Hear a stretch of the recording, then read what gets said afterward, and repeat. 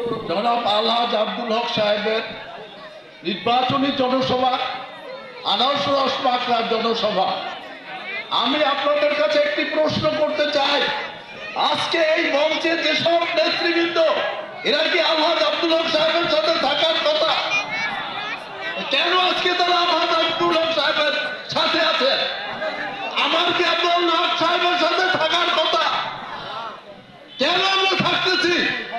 আমরা থাকতেছি সাধারণ মানুষের অত্যাচারের কারণে, সাধারণ মানুষের নির্যাতনের কারণে।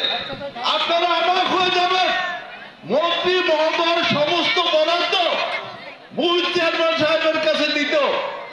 এই বরাদ্দ দিয়ে কোথায় কি কাজ করেছে আপনারা একটু দয়া করে জিজ্ঞাসা করবেন। আমার সময় যে বরাদ্দ ছিল তার 5 গুণ ওই মন্ত্রী মহোদয় সময় বরাদ্দ ছিল।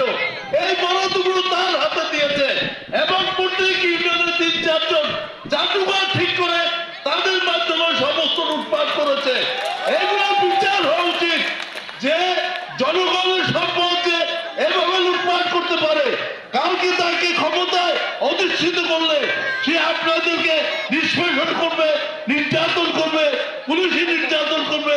এই কথাটি সবাইকে মনে রাখতে হবে। আলহাজ আব্দুল হক সাহেব 5 বছর পর্যন্ত উপজেলা পরিষদের চেয়ারম্যান। তিনি কাউকে কি অত্যাচার করেছেন? কোথাও কি চাঁদাবাজি করেছেন? কাউকে কারোর সাথে কি দুর্ব্যবহার করেছেন? কাউকে কি পুলিশ দিয়ে ধরিয়েছেন? আমরা চাই কি? আমরা শান্তি চাই, আমরা শান্তিতে থাকতে চাই। সেই কারণে আমি আন্তরিকভাবে দুঃখিত, আমি অসুস্থ হওয়া সত্ত্বেও আজকে ঢাকা থেকে আপনাদের সম্মুখে 2-4টি কথা বলার জন্য ছুটে এসেছি। কারণ আপনার শোনেন সবাই সে আমাদের সাথে আছে, কিন্তু আপনারা যদি না দেখেন তাহলে এই কথাটি বিশ্বাস করা খুব কষ্টকর হয়।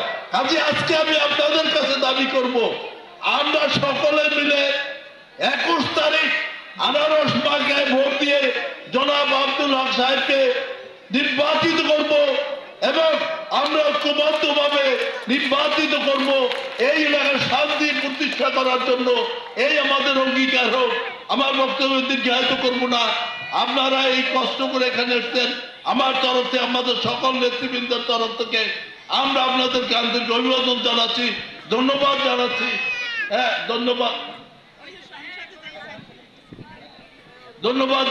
জানাচ্ছি।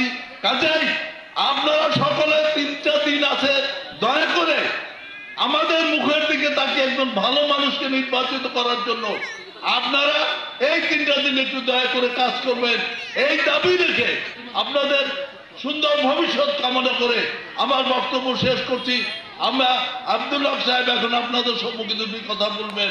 জয় বাংলা, জয় বঙ্গবন্ধু।